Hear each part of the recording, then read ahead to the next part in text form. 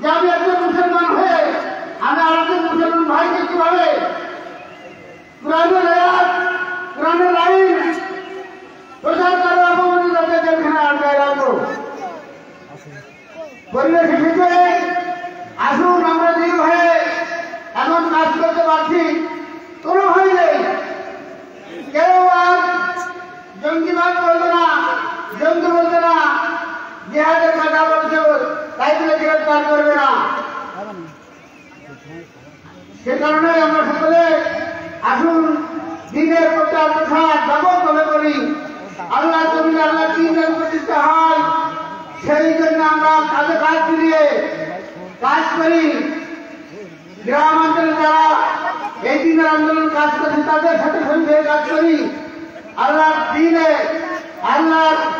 যেন মুখরিত হয়ে আমাদের এই সবুজ বাংলা তথা সারা বিশ্ব, সেই দোয়া আল্লাহর কাজ করি।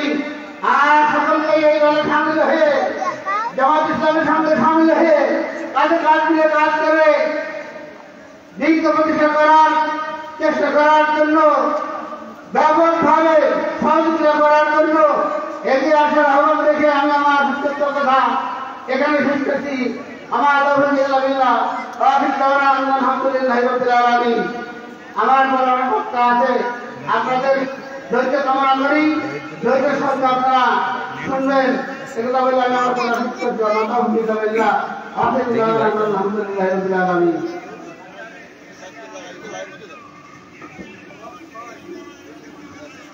তরুণ মুক্তি চাউনি আল কোরআন তোমায় হাতছানি দিয়ে ডাকছে। সম্মানিত হাজিরিন, আমরা মাওলানা আমিনুর রহমানের কাছ থেকে কোরআন হাদিসের আলোকে মূল্যবান কথা শুনলাম। এ পর্যায়ে আমাদের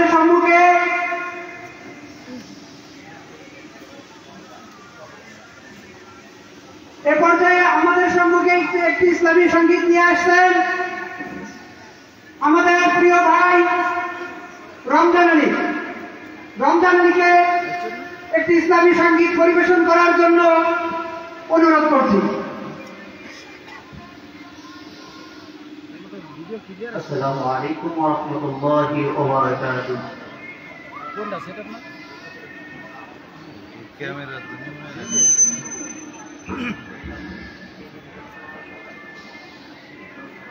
বাবা তুলে দেবে দা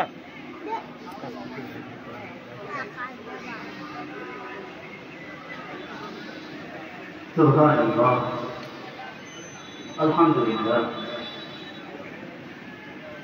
আল্লাহ তোমার এই দুনিয়ায় কেউ আসে কেউ চলে যায়, তবু তোমার ভয়ে কারো কাঁদে না হৃদয়।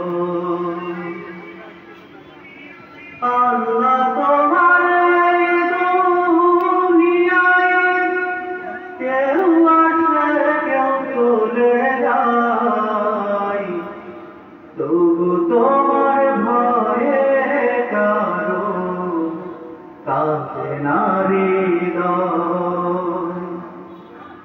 তবু তোমার ভয়ে কারো কাঁদে না হৃদয়।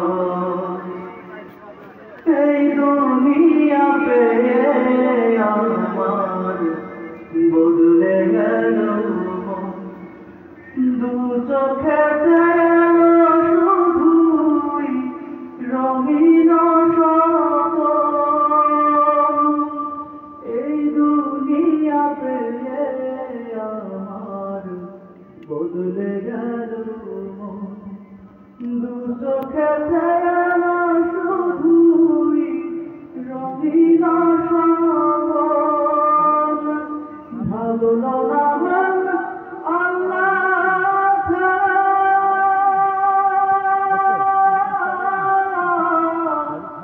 ভালো নাম আল্লাহ নেই কোনো উপায়।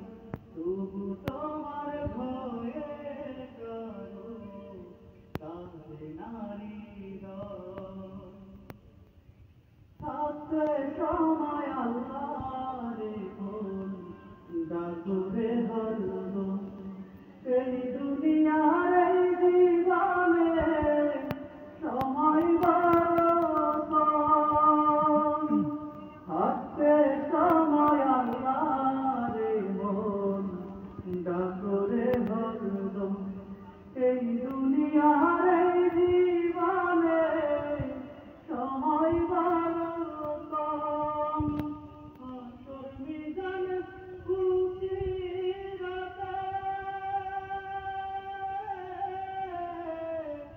আসর মিজান খুশি রাতে সে ছাড়া কেউ বন্ধু না আমার না তবু তোমার ভয়ে কারো কাঁদে নারী হৃদয় তবু তোমার ভয়ে কারো কাঁদে নারী হৃদয় আল্লাহ তোমার এই দুনিয়ায় কেউ আসে কেউ চলে যায় তবু তোমার ভয়ে কারো কাঁদে নারী হৃদয় তবু তোমার ভয়ে কাঁদে নারী মারহাবা ওহারা প্রস্তাব করুক হিংসা বিদ্বেষ আর নিন্দাবাদ আমরা বলিব সাম্য শান্তি এক আল্লাহ জিন্দাবাদ। সম্মানিত উপস্থিতি, এই পর্যায়ে আমাদের সম্মুখে পবিত্র কোরআন থেকে তাফসীর নিয়ে আসছেন বিশিষ্ট ইসলামী চিন্তাবিদ আলোচক হযরত মাওলানা সাইফুল্লাহ বিন কুরবান। হযরত মাওলানা সাইফুল্লাহ বিন কুরবান সম্মানিত মেহমানকে আলোচনা পেশ করবার জন্য অনুরোধ করছি।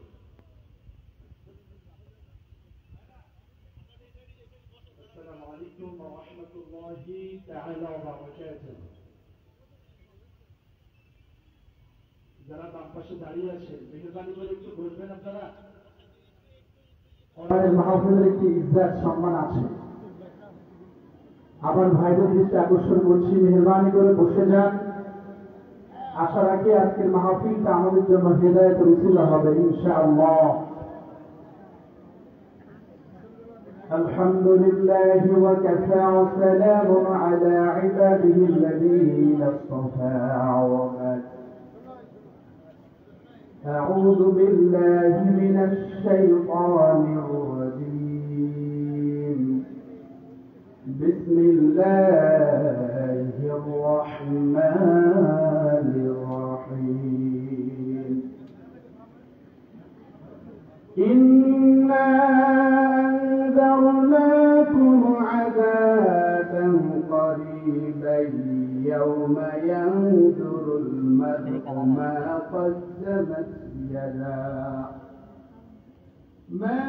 قدمت يداه ويقول الكافر يا ليتني كنت ترابا.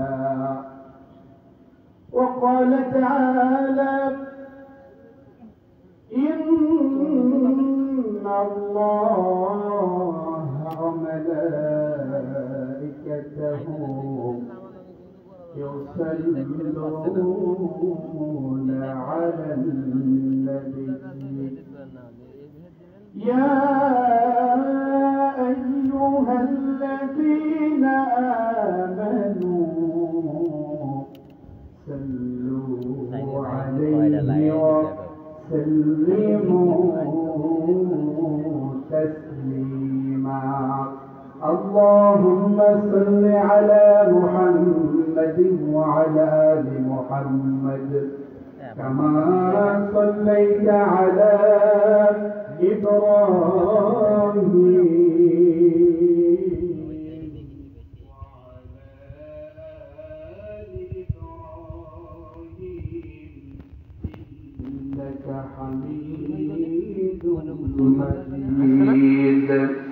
اللهم بارك على محمد وعلى آل محمد كما باركت على إبراهيم وعلى آل إبراهيم إنك حميد مجيد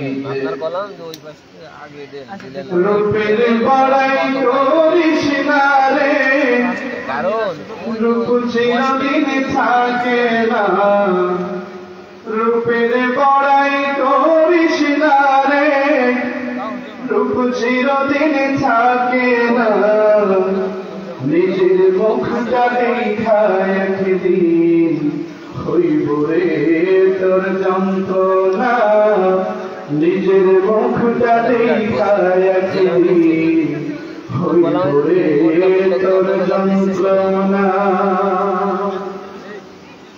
সময় হইল বড় শিখা সব দিব শিখাইয়া সুখের জীবন থাকবে না রে দেখবে না কেউ চাইয়া মরার আগে মরবি রে তুই জ্বালা সইতে পারবি না মরার আগে মরবি রে তুই জ্বালা সইতে পারবি না নিজের মুখটা দেখা একদিন হইব রে তোর যন্ত্রণা নিজের মুখটা দেখা একদিন হইব রে তোর যন্ত্রণা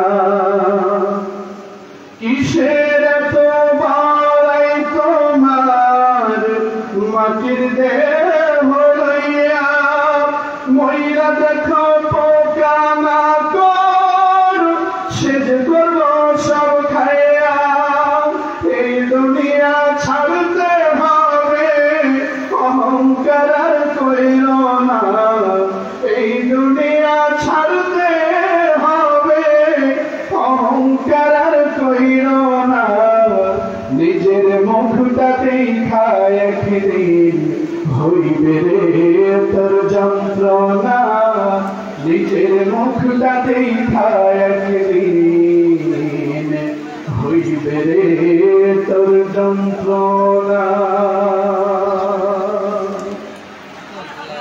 আলহামদুলিল্লাহ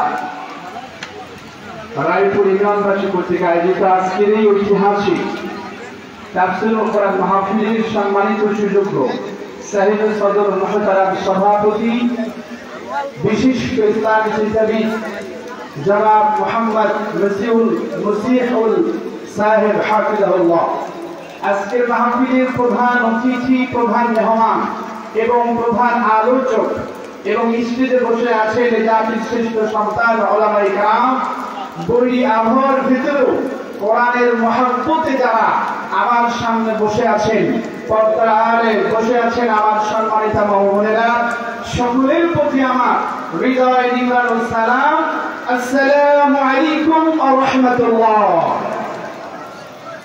আজকের মাহফিলে আপনারা খুশি না বেজার? আওয়াজ দিতে হবে খুশি না বেজার? দীর্ঘদিন ধরে যারা আমাদেরকে মাঠে ময়দানে কথা বলতে দেয় নাই, যারা আমরা কথা বললেই কোটেশন দিয়েছে, যারা আমরা কথা বললে আমাদের মুখ থেকে মাইক করে নিয়েছে, আজকে তাদের বলতে চাই তোমরা কোথায় পালিয়েছ? বাংলা চলে তোমাদের দেখতে চাও। আজকে যারা বাংলার শ্রেষ্ঠ মুফাসসিরকে দীর্ঘ 10টি বছর তার উত্তর জীবন যাপন করিয়ে তারা সর্বশেষ অপচিকিৎসার মাধ্যমে দুনিয়া থেকে বিদায় করে শহীদ করেছে, আজকে বলতে চাই আল্লাহর সাইদিক সম্মানিত বাংলার জমিনে রয়েছে, তোমাদের সম্মান দুই কোণায় ধূসর হয়ে গিয়েছে। আজকের এই পরিবেশ সাক্ষী দেয় যুগে যুগে যারা ইসলামের বিরুদ্ধে কথা বলেছে, যারা ইসলামকে নিভিয়ে দিতে চেয়েছে, ফিরাউন, হামান, আবু জাহেল, নমরুদের মতো তারা এই জমিনে পদানত হয়েছে। সুতরাং আজকে আমরা তাদেরকে বলতে চাই আল্লাহ তোমাদেরকে সুযোগ দিয়েছিলেন, আল্লাহ জালেমদের সুযোগ দিয়েছেন দীর্ঘ 17 বছর, দেখি এরা তাওবা করে কিনা। এরা তাওবা করে নাই। অবশেষে আমার আল্লাহ ওয়ামান আরাদা আন যিকরি ফাইন্না লাহু মাঈশাতান দানকা, এদের জন্য গোটা পৃথিবীকে আমার আল্লাহ সংকীর্ণ করে দিয়েছে। আজকে এদের কেউ মিশা দেয় না। আজকে ভারত বড় বিপদে আছে এদের রেখে, ঠিক কিনা বলেন? আসলে আমার ভাষায় বলতে চাই, এই স্বৈরাচার খাতির এমন একটি অভিশাপ, যেখানে যাবে সেখানে আগুন বাঁধাবে। তার প্রমাণ হলো ভারতের মণিপুর 7 সিস্টারে আগুন। আল্লাহ তাআলা এই গজব থেকে আমাদেরকে হেফাজত করেছেন। এই জন্য আমরা সকলেই দিলের সবটুকু মহব্বত, জবানের সবটুকু আওয়াজকে বুলন্দন করে দীর্ঘ 17 বছরের কালফার আদায় করে তার দিল দিতে চায়। আপনারা কি রাজি আছেন? লিল্লাহি তাকবীর, লিল্লাহি তাকবীর।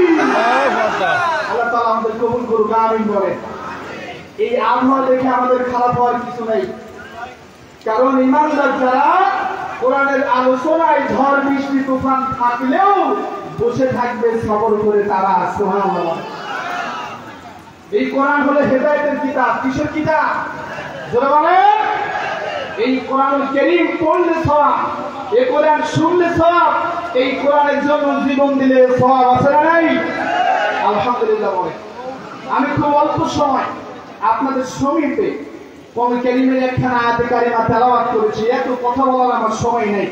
আমি শুধু আপনাদের সমীপে উপস্থাপন করতে চাই, জাহান্নাম থেকে বাঁচতে চান কারা কারা?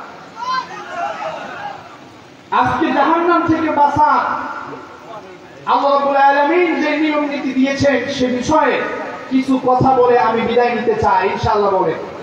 এর আগে আমি একটু পরিচয় দিতে চাই। আপনারা কি আমাদের চেনেন নাকি? চেনার কথাও না। আমি সাইফুল্লাহ বিন কোরআন। আপনারা চাইলে ইউটিউবে আমার নামটা লিখলে অসংখ্য আলোচনা পাবেন। এখানে উপস্থিত রয়েছেন মাওলানা জাহাঙ্গীর আলম বিন শামসুদ্দিন হাফিজাহুল্লাহ। আল্লাহ তার গোলামকে কবুল করুক, আমিন বলেন। অনেকেই চিনে আলহামদুলিল্লাহ।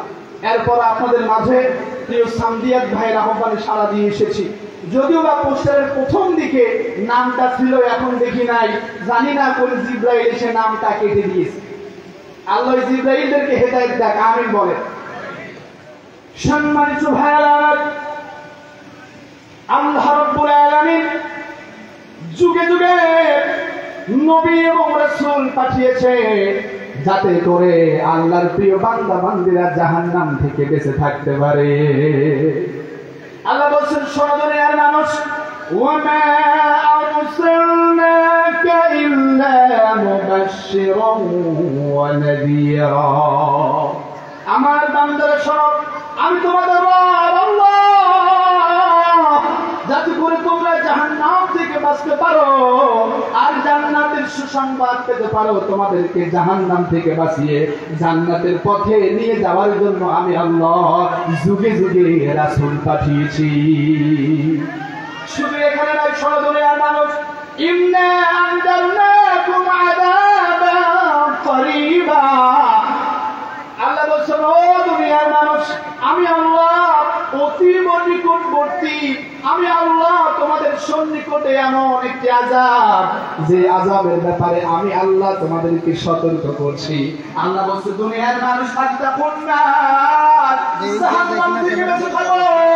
ওয়াকুদুহান নাস ওয়াল হিজারা, কারণ ওই জাহান্নামের ইন্ধন, জাহান্নামের জ্বালানি খড়ি লাগতে হবে দুনিয়ার মানুষরা এবং পাথর। নাউজুবিল্লাহ বলে।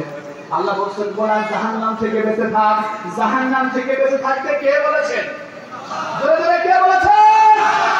জাহান্নাম থেকে যাতে আমরা বেঁচে জান্নাতে যেতে পারি, এই জন্য যুগে যুগে রাসূলকে পাঠিয়েছেন। সুবহানাল্লাহ বলেন। সেই আল্লাহ বলছে, দুনিয়ার মানুষ, যদি তোমরা জাহান্নাম থেকে বাঁচতে চাও, তোমাদের একটি মাত্র পথ, লিল্লাহি তাকবীর। সেই পথ কি শোনো? আমি তোমাদেরকে একটি লাভজনক ব্যবসার কথা বলে দেব। যেই ব্যবসা যদি তোমরা করতে পারো, শোনো দুনিয়ার মানুষ, আমি আল্লাহ ওয়াদা দিলাম তোমাদেরকে জাহান্নাম থেকে বাঁচাইয়া দেব। ইয়া আইয়ুহাল্লাযীনা আমানু লা তু'মিনু হাল আদুল্লুকুম আলা তিজারাতিন তুনজিকুম মিন আযাবিন আলীম। আল্লাহ বলছে, ইমানদাররা শোনো, আমি রব তোমাদেরকে এমন একটি লাভজনক ব্যবসার কথা জানিয়ে দেব, যে ব্যবসা করলে কঠিন আযাব থেকে তোমরা বেঁচে যাবে। আমরা বললাম ও মালিক ও আল্লাহ, আমাদেরকে বলেন কি কাজ করলে, কোন আমল করলে জাহান্নাম থেকে বাঁচা যায়। আল্লাহ বলছে গোলাম শোনো বলেন তুমিনুনা বিল্লাহি ওয়া রাসূলিহি, জাহান্নাম থেকে যদি বাঁচতে চাও প্রথম নাম্বার কাজ আমি আল্লাহ আর রাসূলের উপরে ঈমান আনো। আমার ভাইরা, আল্লাহ ঈমানদারদেরকে ডাক দিয়ে বলছে ঈমান আনো। সুবহানাল্লাহ বলেন। এই আয়াতখানার দাস এবং তাফসীর শুনেছিলাম বাংলার শ্রেষ্ঠ সন্তান, যাকে জালেম স্বৈরাচার ফাসিস্ট খুনিরা যাকে সর্বপ্রথম ফাঁসির কাস্টে চড়াইয়া শহীদ করে দিয়েছে, আমি আমাদের আব্দুল কাদের মোল্লা রহমাতুল্লাহ আলাইহি এই আয়াতের ব্যাখ্যায় বলছিলেন শোনো, ঈমানদারদেরকে ডেকে বলছে ঈমান আনো। তার মানে আপনারা আমাদের সবার যে ঈমান আছে এই ঈমান দিয়ে আল্লাহর সঙ্গে ব্যবসা করা যাবে না। আমাদের ঈমান তো একটু জোরে বাতাস হইলেই টুপি খুলে পকেটে নেওয়া না, নাকি বলে? দীর্ঘ 16 বছর যারা জুলুম নিপীড়ন নির্যাতন উপেক্ষা করেছে, হাসতে হাসতে ফাঁসির মঞ্চে গিয়েছে, জীবন দিয়েছে, কিন্তু বাতিলের কাছে মাথা নত করে নাই, এরাই হলো খাঁটি ইমানদার। আর যারা বলেছে এখন সময় খারাপ, দাড়ি কেটে হইতেছে, সময় খারাপ, তুমি খুলে বড়ে নেছে, সময় খারাপ, জামাত ইসলামের নাম শুনলে দূরে যায়, ওরা কিন্তু এখন প্রথম কাতারে বসে। ওদের ভিড়ে আসল মানুষ খুঁজে পাওয়া যাচ্ছে না। এই 7 ফুট রাজপুতাকের মাধ্যমে স্যাক্রিফাইসের মাধ্যমে আমরা আবার স্বাধীন দেশ পেয়েছি। সুবহানাল্লাহ বলেন। আল্লাহ তাআলা বলছে ঈমানদার ঈমান আনো। তার মানে আপনারা আমাদের ঈমানের যে কন্ডিশন, এই ঈমান দিয়ে আমার আল্লাহর সঙ্গে ব্যবসা করা যাবে না। কারণ ব্যবসা করার প্রধানতম যেটা আপনার থাকতে হবে সেটা হলো মূলধন। কি থাকতে হবে? দুর্বান কি থাকতে হবে? মূলধনের নাম হলো ঈমান। সুবহানাল্লাহ বলে। আমার ভাইরা, এখন এই ঈমানদার কারা? সুবহানাল্লাহ বলে। আল্লাহ বলছে শোনো, আল্লাযীনা আমানু ওয়া লাম ইয়ালবিসু ঈমানাহুম বিযুলম উলাইকা লাহুমুল আমন ওয়া হুম মুহতাদুন। যারা ঈমান এনেছে, ঈমান আনার পর শিরক করে নাই, ঈমান আনার পর কুফরি করে নাই, মুনাফিকি করে নাই, আমি আল্লাহ বলছি এরা দুনিয়া আখিরাতের নিরাপত্তা, এরাই হেদায়েত প্রাপ্ত, এরাই খাঁটি ঈমানদার। সুবহানাল্লাহ বলে। তার মানে আল্লাহর সঙ্গে ব্যবসা করতে গেলে শিরক, কুফর, নিফাক, ঈমান বিনষ্ট হয়। যে কাজ করলে ওই কাজ থেকে বেঁচে থাকতে হবে, তারপরে আল্লাহর সঙ্গে ব্যবসা করতে হবে। সুবহানাল্লাহ বলেন। আমার ভাইরা, এরপর আল্লাহ রাব্বুল আলামিন বলছেন যদি তোমরা জাহান্নাম থেকে বাঁচতে চাও, শোনো দুনিয়ার মানুষ, ওয়াতুজাহিদুনা ফি সাবিলিল্লাহি বিআমওয়ালিকুম ওয়া আনফুসিকুম, তোমার জান এবং মাল দিয়া আমি আল্লাহর দ্বীন কায়েমের জন্য লড়ে যাও। সুবহানাল্লাহ বলে। শোনো, যদি জাহান্নাম থেকে বাঁচতে চাও, তোমার জান, তোমার মাল সব কিছু দিয়ে আমি আল্লাহর জমিনে দ্বীন কায়েমের আন্দোলন করে দাও, লড়ে দাও, এই রাস্তায় মরে যাও। সুবহানাল্লাহ বলে। আমার ভাইরা, এখন দ্বীন কায়েমের রাস্তা কোনটা? আমার ভাইরা ভালো করে বুঝবেন দ্বীন কায়েমের রাস্তা কোনটা। আজকে তো দ্বীন কায়েম বুঝি না, আপনি ভালো করে বুঝেন। অনেক নামাজি বেঈমান, অনেক হাজি বেঈমান, অনেক রোজাদার বেঈমান, অনেক দানবীর বেঈমান। ঠিক কিনা বলেন? ইয়াতি আলান নাসি জামান ইয়ানতানুনা ইউসাল্লুনা লাইসা ফীহিম মুমিন। নবীজি বলছে যুগ জামানা আসবে এমন, শেষ জামানাটা এমনই হবে, মসজিদ সুন্দর থাকবে, টাইলস থাকবে, কিন্তু ওই মসজিদের ইমাম, মুয়াজ্জিন, মুতাওয়াল্লি, দায়িত্বশীল মুসল্লি সব হবে বেঈমান। কি হবে? তার মানে ওই নামাজি বেঈমান যে নামাজি নামাজ পড়ে কিন্তু জমিনে দ্বীন কায়েমের আন্দোলন করে না। ওই রোজাদার বেঈমান যে রোজাদার রমাদান আসলে রোজা রাখে কিন্তু আল্লাহর জমিনে দ্বীন কায়েমের আন্দোলন করে না, ও নামাজি বেঈমান। ওই দানবীর বেঈমান যে দানবীর দান করে কিন্তু আল্লাহর জমিনে আল্লাহর দ্বীন কায়েম করতে চায় না, ওই দানবীর বেঈমান। আর যে বেঈমান ও জান্নাতি না জাহান্নামী? জোরে জোরে জানতে না জাহান্নামী?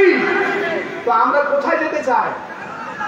আমার ভাইরা, আল্লাহর নবী বলছে, শোনো দুনিয়ার মানুষ, মান ইদ্দাআ দাওয়াতাল জাহিলিয়া ফাইন্নাহু মিন দুসাই জাহান্নাম।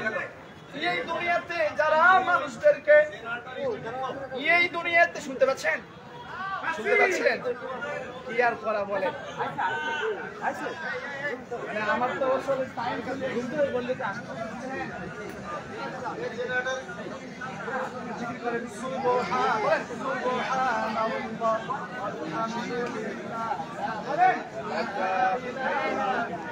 সবাই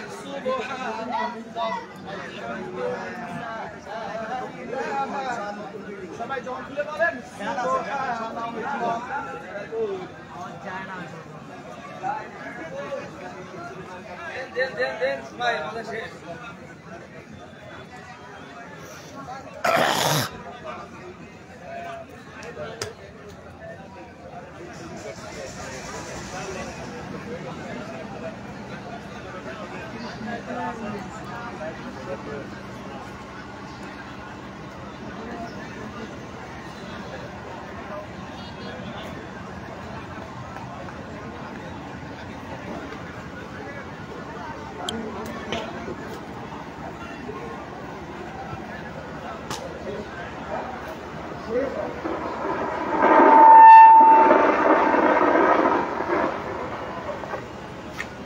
শুনেন আমার ভাইয়েরা, আমি একটি হাদিসের অনুবাদ করে বিদায় নিব ইনশাআল্লাহ। বলেন, কথা বললেন আমার শ্বশুরের বন্ধু, আমারও শ্বশুর ভাই আপনাদের এলাকায়, এই যে দুর্গাপুর ফাজিল মাদ্রাসার মুহতারাম হেড মুহাদ্দিস হযরতুল আল্লাহ মাওলানা জাহাঙ্গীর মুফতি আমির হামজা 3টায় উঠবে হাসানুর। আমি বিদায় দিতে চাই ইনশাআল্লাহ। বলেন, আপনারা কি কষ্ট পাচ্ছেন? আমির হামজা 3টায় উঠবে। আল্লাহ রহম করুন। আমি বলেন, হাবিবুল্লাহ বলছেন, মান ইদ্দাআ দাওয়াতাল জাহিলিয়া, যে ব্যক্তি মানুষদেরকে ডাকবে এবং ডাকছে, যে ব্যক্তি মানুষদেরকে ডাকছে এবং ডাকবে জাহিলিয়াতের দিকে, কোন দিকে বলেন? যে ব্যক্তি মানুষকে ডাকছে এবং ডাকবে জাহিলিয়াতের দিকে। এখন জাহিলিয়াত কি? কোরআন ছাড়া, দিন ইসলাম ছাড়া এই জমিনে যত তন্ত্র মন্ত্র আছে, মতবাদ আছে, সব হলো জাহিলিয়াত। তার মানে হচ্ছে ন্যাশনালিজম, ক্যাপিটালিজম, সোশ্যালিজম, মার্ক্সবাদ, লেনিনবাদ, পুঁজিবাদ, যত বাদ আছে, মানুষের তৈরি করা যত তন্ত্র মন্ত্র আছে, সব হলো জাহিলিয়াত। তাহলে যে ব্যক্তি মানুষকে জাতীয়তাবাদের দিকে ডাকে, ধর্মনিরপেক্ষতাবাদের দিকে ডাকে, নবীজি বলছেন সমাফাইন্না মুমিন দুসাই জাহান্নাম, ওই ব্যক্তির বিস্তার বলে জাহান্নাম। নাউজুবিল্লাহ। বলেন, ভালো করে বলেন, হাদিসগুলো পড়লে আমি প্রচন্ড করে ভয় পাই, কারণ মানুষ সব জাহান্নামের দিকে যাচ্ছে। ঠিক আছে হাসানুর, 3টায় উঠবে আমির হামজা, বলে দে। দুনিয়ার জন্য নবীজি বলছে, যারা ইসলাম ছাড়া যারা মানুষকে অন্য কোন তন্ত্র মন্ত্র ইজমের দিকে ডাকে, হাবিবুল্লাহ বলছে ওদের ইসলাম হলো জাহান্নাম।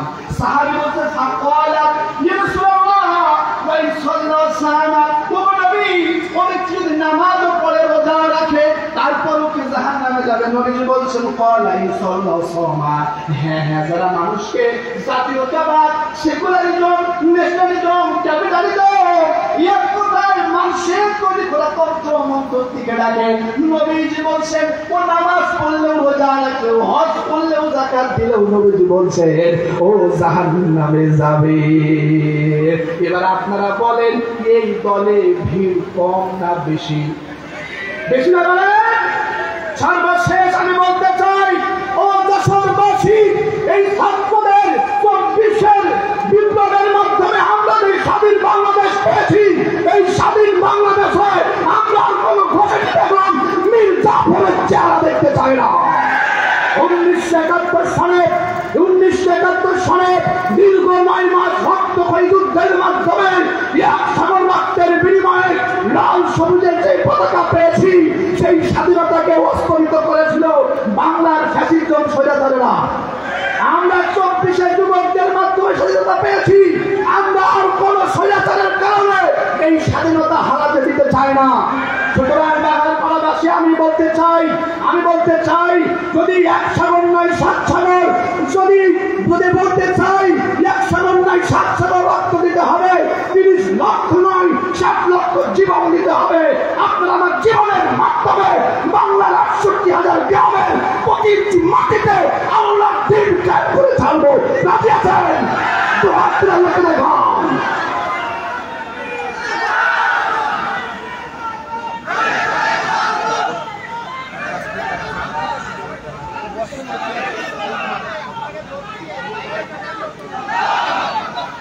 ইতিমধ্যে লোক আটা শুরু হয়ে গেছে ভাই। আল্লাহ মেহেরবান, আমাকে দাও সেই মান, আল্লাহ মেহেরবান। আমিন বলেন। যদি কখনো সুযোগ হয় কোন স্থানে বা কোনো ঘরে কোরআনের কোন মাহফিলের কথা হবে ইনশাআল্লাহ বলেন, আমি সাইফুল্লাহ কোরবান যতটুকু কথা বলেছি কোরআন এবং হাদিসের আলোকে কথা বলার চেষ্টা করেছি।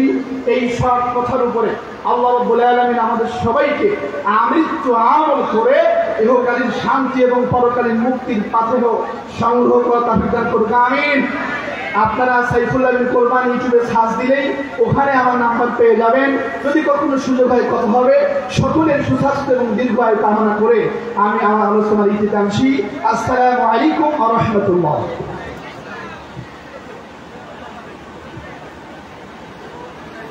সংগ্রামী তাওহীদের জনতা, এ পর্যায়ে আপনাদের সম্মুখে তাফসীর পেশ করবেন বিশিষ্ট ইসলামী চিন্তাবিদ আলোচক হযরত মাওলানা জাহাঙ্গীর আলম ইবনে শামসুদ্দিন, আরবি প্রভাষক, দুর্গাপুর সিনিয়র মাদ্রাসা। সম্মানিত মেহমানকে তার তাফসীর পেশ করার জন্য বিশেষভাবে অনুরোধ করছি।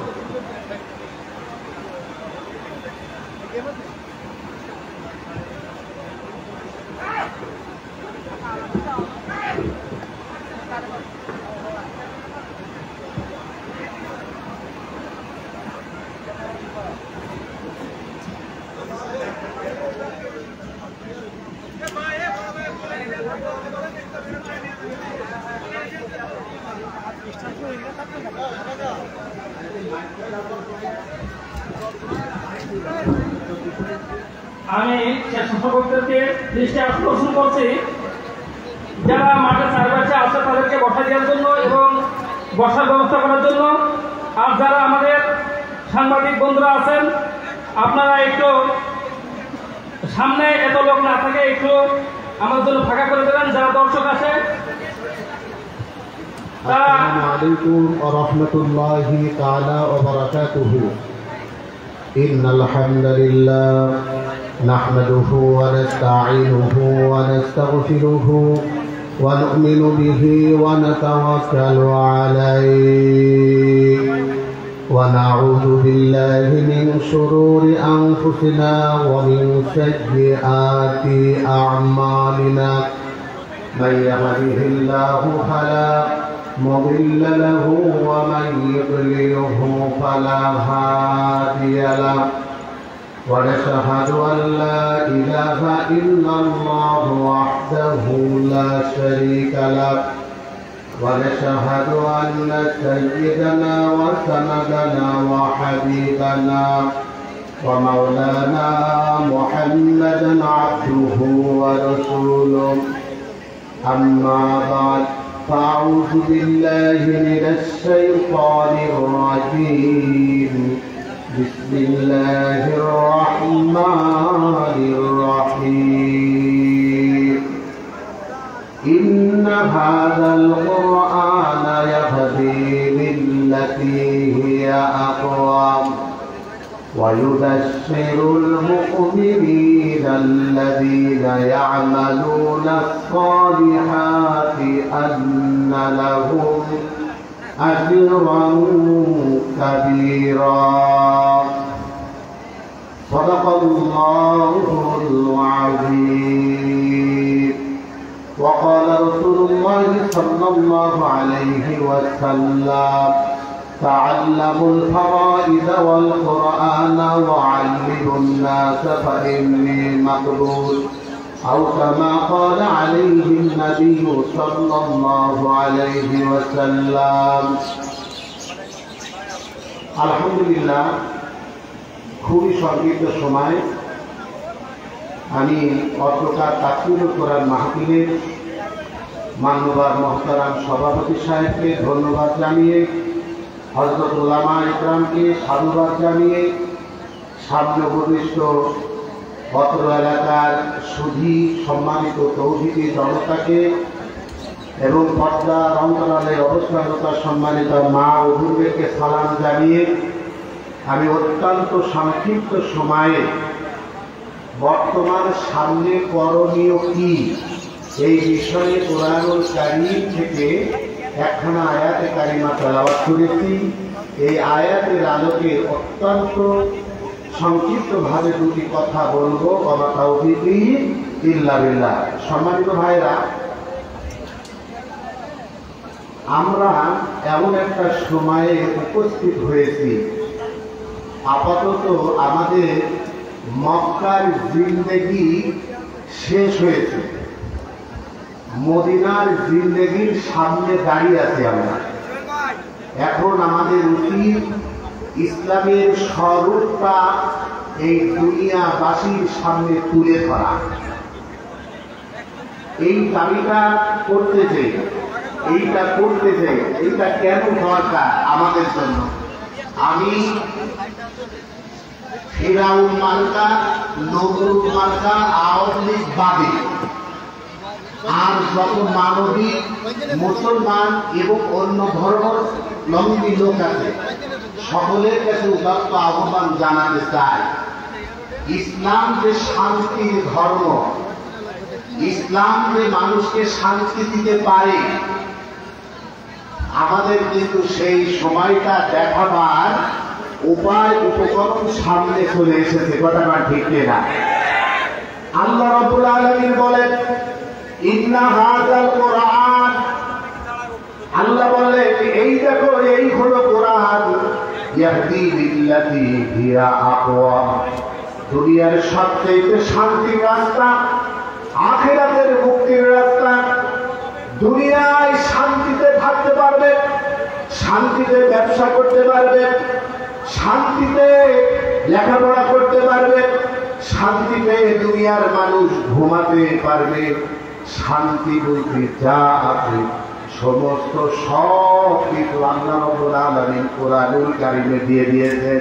সুতরাং আল্লাহ রাব্বুল আলামিন বললেন, হে বাংলার জনতা, আমরা আমাদের কথা দিয়ে এইটা চিন্তা করতে পারি, আমরা ইনশাআল্লাহ শান্তি, এই দ্বিতীয় স্বাধীনতা আমাদের পরিবার তোমরা সন্তানরা জীবন দিয়ে, অঙ্গ দান করে, আমাদের রক্ত দান করে এই অসিক্ত জমিনটারে সিক্ত করে দিয়ে যে সুযোগ করে দিয়েছি, এখন আমাদের উচিত সেই জিনিসটার সুফল ঘরে তোলা।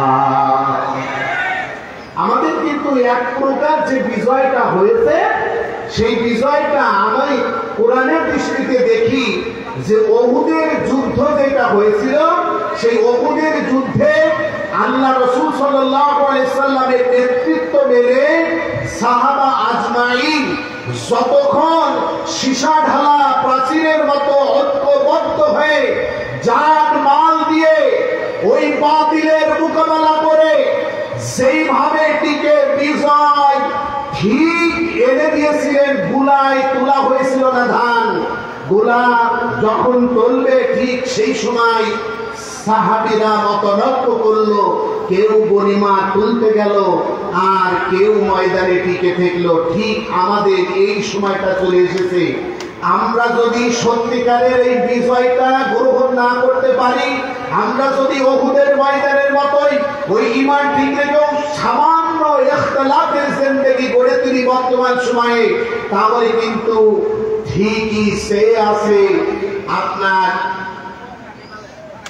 খালিদ বিন ওয়ালিদের মতো আবু সুফিয়ানের নেতৃত্বে যে ৮০ জনের তীরন্দাজ বাহিনী ছিল, যে তোমরা যুদ্ধের জয় পরাজয় যেটাই হোক না কেন, তোমরা সামনে বাড়াবে না, শুধু এই গিরিপথটা পিছনের এই গিরিপথটা দিয়ে যদি পারো আক্রমণ করবে। আর ওই গিরিপথে আল্লাহ রাব্বুল আলামিনের হাবিব 50 জন আব্দুল্লাহ বিন জুবাইরের নেতৃত্বে যে সাহাবা তীরন্দাজ বাহিনী দিয়েছিলেন, ঠিক ওই এক পক্ষ আমিরের আনুগত্য করে কুরাইশরা পিছনে চলে গেছে যুদ্ধের পরাজয় হয়ে, আর সাহাবীরা বিজয় লাভ করেছে।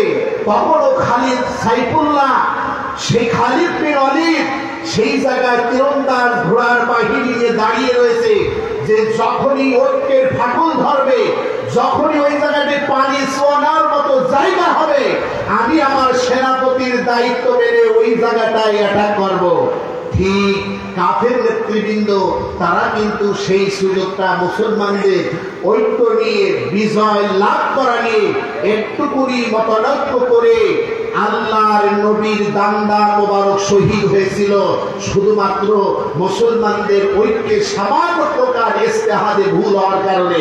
কথা বলেন ঠিক না? সুতরাং আমি শুধু ছোট্ট সময়ে এতটুকু কথা আপনাদেরকে বলবো, বিজয়ের দ্বার প্রান্তে আমরা এসেছি। আমি আওয়ামী লীগ ওই ফেরাউনের দল বাদে সমস্ত মুসলমানদেরকে উদাত্ত আহ্বান জানাবো, মতানৈক্য কিন্তু আমাদের থাকবে। সাহাবীদের মধ্যে মত ছিল, হযরতে আলী একদিকে ছিল, হযরতে মুয়াবিয়া একদিকে ছিল, কিন্তু রাষ্ট্রীয় সংবিধানে কোরআনের আইনের ব্যাপারে তাদের ভিতরে কোনো দ্বিমত ছিল না। কথা বলেন ঠিক না? সুতরাং আমি বাংলাদেশ জামাত ইসলামীর এই তৌহিদ জনতাকে এবং বাংলাদেশ বিএনপি ন্যাশনাল পার্টি, আমি তাদের ভাইদেরকে বলতে চাই, আমরা কিন্তু একসাথে যুদ্ধ করে এই বর্তমান জামানার লেডি ফিরাউন এবং তার দলকে বাংলাদেশের জমিন থেকে যেমন নিশ্চিহ্ন করে দেওয়া হয়েছে, এই ফ্যাসিলিটি ঘরে তুলতে হলে কোরআনের আইন ছাড়া, ইসলামী বিপ্লব ছাড়া এই শান্তি কিন্তু আমরা ধরে রাখতে পারবো না। সুতরাং আপনারা একটু কম ইসলাম চান, আমরা একটু বেশি ইসলাম চাই। আপনারা গণতন্ত্রে খুশি হয়ে গেছেন, গণতন্ত্রে খুশি থাকেন, এইটা আপনাদের মন চাইলে একটা উদার গণতন্ত্র রাখতে পারেন। আর আমরা গণতন্ত্রের পাশাপাশি ইসলামিজমকে বিশ্বাস করি। কথা বলেন ঠিক না? আপনারা হয়তো বলতে পারেন যে আমাদের মুক্ত স্বাধীনতা, আমরা ভোট দেওয়ার স্বাধীনতা ফিরে পেয়েছি, কিন্তু বাংলাদেশ জামাত ইসলামী কর্মীরা শুধু ভোট দেওয়ার এই স্বাধীনতা ফিরে পেয়ে সন্তুষ্ট না। আমরা শুধু গণতন্ত্রে সন্তুষ্ট না, আমরা গণতন্ত্র দিয়ে ইসলামকে প্রতিষ্ঠার মাধ্যমে এই রক্তের ঋণ শোধ করতে চাই। কথা বলেন ঠিক না? সুতরাং আসুন একটা বিষয়ে জামাত ইসলাম এবং বিএনপি সহ অন্যান্য দলকে একটা জায়গায় ঐক্যবদ্ধ হতে হবে। আগামীর বাংলাদেশ কোরআনের বাংলাদেশ ইনশাআল্লাহ, আগামীর পার্লামেন্ট কোরআনের পার্লামেন্ট হবে ইনশাআল্লাহ, আগামীর বাংলাদেশ আল কোরআনের বিপ্লবের বাংলাদেশ হবে ইনশাআল্লাহ। যদি সেটা না হয়, এই যারা তার অঙ্গদান করেছে, যারা রক্তদান করেছে, তাদের ঋণ কিন্তু আমরা শোধ করতে পারবো না। কথাটা ঠিক না? সুতরাং বিএনপি ক্ষমতায় আসুক, না হলে জামাত ক্ষমতায় আসুক, মতের অমিল যতই থাক, কিন্তু উদাত্ত আহ্বান জানাচ্ছি সকল মুসলমানদেরকে, যদি জান্নাতে যাওয়ার আশা থাকে তাহলে আল্লাহর আইনের সাথে অবশ্যই একমত পোষণ করতে হবে। কথা ঠিক না?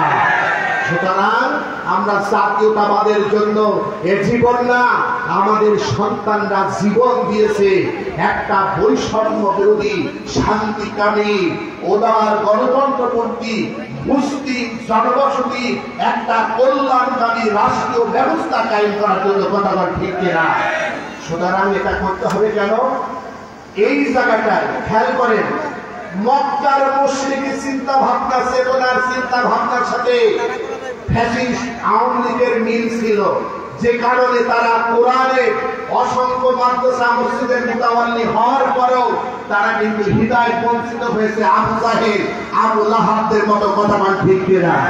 আমরা কিন্তু উদাত্ত আহ্বান জানাচ্ছি সেইভাবে আমি বিএনপি ভাইদেরকে বলতে চাচ্ছি, কান খারাপ করে শুনে নেন। আল্লাহ রাব্বুল আলামিন মুমিন এবং মুনাফিকের ভিতরে পার্থক্য কিন্তু মক্কায় হয়নি। মুমিন এবং মুনাফিকের ভিতরে পার্থক্য হয়েছে কিন্তু মদিনায়।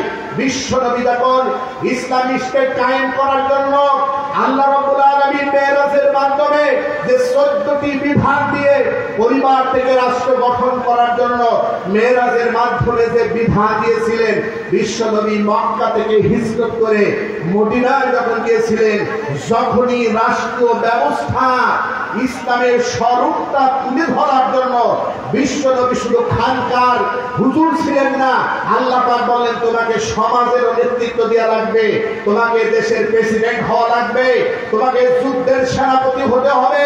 ইসলাম যে শান্তির ধর্ম সেটা মক্কায় বুঝাতে পারিনি, গোটা দুনিয়ার মানুষকে দেখাবার জন্য আপনাকে এই মদিনায় বেছে দিয়েছি। যখনই বিশ্বনবী রাষ্ট্রীয় ব্যবস্থার গোড়াপত্তর মদিনা সনদের মাধ্যমে তুলে ধরলেন, গড়ে তোলার চেষ্টা করলেন, তখনই কিন্তু মক্কা থেকে বিশ্বনবী যখন হিজরত করে মদিনায় গিয়েছিলেন, তখন কিন্তু প্রথমে আব্দুল্লাহ ইবনে উবাই এবং তার দোসররাও ঠিক তেমনি ভাবে সাহাবীদের মতো করে ঈমান এনেছিল। কথা কান ঠিক কিনা? কিন্তু আব্দুল্লাহ বিন উবাই দাড়ি ঠিক ছিল, টুপি ঠিক ছিল, পাঞ্জাবি ঠিক ছিল, তসবিহ ঠিক ছিল, প্রথম কাতারের মুসাল্লি ছিল, কিন্তু কোরআন বলে দিয়েছে সে মূলত হয়ে গেছিল মুনাফিক। আমি সবাই উদাত্ত আহ্বান জানাচ্ছি, শুধু দাড়ি রেখে টুপি পরে এই জুব্বা পায়জামা পাঞ্জাবি গায়ে দিয়ে শুধু আপনি বলবেন আহাসিবতুম আইয়ুরাকু আইয়াকুলু আমান্না, হ্যাঁ, মানুষ কি ধারণা করে যে সে মুখে বলবে যে ঈমান এনেছি আর তাকে ছেড়ে দেওয়া হবে। আজকে কিন্তু সেই মুনাফিক আর মুসলমানের পার্থক্য করার মদিনার জিন্দেগির সময় এসে গেছে। কথা ঠিক কিনা?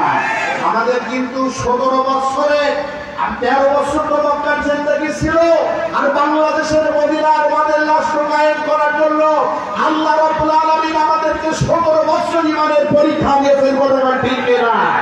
17 বছর ঈমানের পরীক্ষা দিয়ে ওই দানবীয় ক্যান্সারকে আমাদের সন্তানেরা রক্ত দিয়ে তাদেরকে বাংলার জমিন থেকে ঝেঁটিয়ে বিদায় করেছে।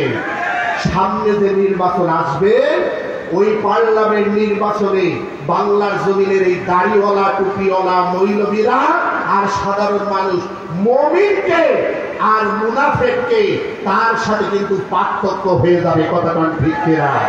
সুতরাং এই অল্প সময়ে আমি শুধু আপনাদেরকে এই জিনিসটা জানার চেষ্টা করতেছি, মদিনার এই জিন্দেগির শুরুতে যেমন আব্দুল্লাহ ইবনে উবাইয়ের উৎপত্তি ঘটেছিল, সামনে দেখবেন এই কিছু মানুষের দাড়ি টুপি জুব্বা পায়জামা মসজিদ সব কিছু মুতাওয়াল্লি ঠিক থাকবে, কিন্তু শুধুমাত্র রাষ্ট্রীয়ভাবে তারা আল্লাহর জমিনে আল্লাহর দ্বীন কায়েম পাবে না। কথাটা ঠিক কিনা?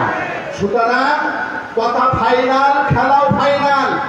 আগামী নির্বাচনে যারা কোরআনের পক্ষে মত দেবে, আল্লাহর জমিনে আল্লাহর দ্বীন কায়েম হোক, মদিনা সনদের মতো নতুন সংবিধান রচনা হবে, সেই সংবিধানের মূল ভিত্তি থাকবে কোরআন। কথা ঠিক কিনা? আমরা ইসলামের আলো দেখার জন্য, আমরা কোরআনের নূর দেখার জন্য আমরা শুধু পথে ঘাটে নয়, রায়পুর বাজারে নয়, আমরা প্রতিনিধি নির্বাচন করে কোরআনের আলো দেখতে চাই। কোরআন ওদেরকে বাংলাদেশের সর্বোচ্চ সেই বঙ্গভবনে নয়, শুধুমাত্র বাংলাদেশের সংসদে কোরআন ওদেরকে পাঠিয়ে আমরা কোরআনের নূর দেখতে চাই। সুতরাং আমাদেরকে এই মুনাফিক আর মুসলমান পার্থক্য হয়ে যাবে। শুধুমাত্র যারা এই যতটুকু আছে এতটুকু সন্তুষ্ট থাকবে, যারা রাষ্ট্রীয়ভাবে ইসলাম চাবে না কিন্তু আব্দুল্লাহ ইবনে উবাইয়ের মতো নামাজ পড়বে, এরা কিন্তু আল্লাহর কসম করে বলতেছি কোরআনের ভিত্তি মোতাবেক তারা কিন্তু মুনাফিক হালাতে থাকবে। আর যারা মনে প্রাণে ইমানের চেতনা ধারণ করে রাজনীতি আমরা যার যার মতো করব, কিন্তু সাহাবীদের মডেল নেব। আমরা আমাদের ভিতরে মতানৈক্য ততটুকু থাক যেটা আলীর ভিতরে ছিল, যেটা মুআবিয়া রাদিয়াল্লাহু তাআলা আনহুর ভিতরে ছিল, সেই ধরনের থাক। কিন্তু আগামী পার্লামেন্ট কোরআনের পার্লামেন্ট এটা হবে। এটা শুধু বাংলাদেশ জামাত ইসলামী কর্মীদের কাজ না, এটা বিএনপির ভিতরে যারা মুসলমান দাবি করে, যারা জান্নাতের আশা পোষণ করে, এটা তাদের জন্য ফরজিয়াত দায়িত্ব। কথা ঠিক না? সুতরাং সেই দিন সামনে এসে গেছে। ইমামকে চেতনা, জোরে বলেন ঠিক না? কি চেতনা? জোরে বলেন। ইমামকে চেতনার সময় এসে গেছে। মুনাফিক কিন্তু অন্যরা হয় না, মুনাফিক হয় মুসলমানের ভিতর থেকে শুধু রাজনৈতিক ইসলাম গ্রহণ না করার কারণ।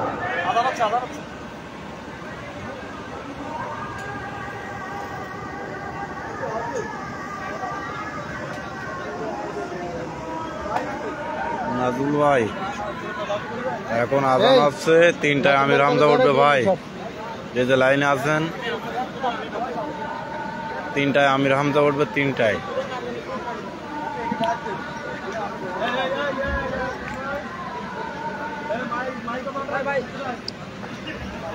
মুক্তার ভাই, 3টায় আমির হামজা উঠবে।